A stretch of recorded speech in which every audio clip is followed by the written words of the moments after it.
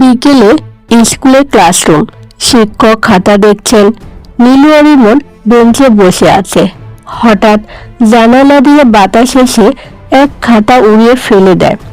হঠাৎ বাতাসে স্যারের গুরুত্বপূর্ণ খাতাটা মেঝেতে পড়ে গেল। খাতা তুলতে গিয়ে রিমনের হাত থেকে কলম পড়ে কালি লেগে যায় খাতায়। রিমন চমকে যায়। ওহ না, খাতাটা নষ্ট হয়ে গেল। রিমন ভয় পেয়ে নীলুর দিকে তাকায়। শিক্ষক তখনও অন্যদিকে ব্যস্ত। রিমন বলে, কাউকে বলবো না, তাহলে বোকা খাবো না। নীলু বলে, কিন্তু সত্য লুকানো ঠিক না। রিমন সাহস করে স্যারের কাছে যায়। নীলু পাশে দাঁড়ায়।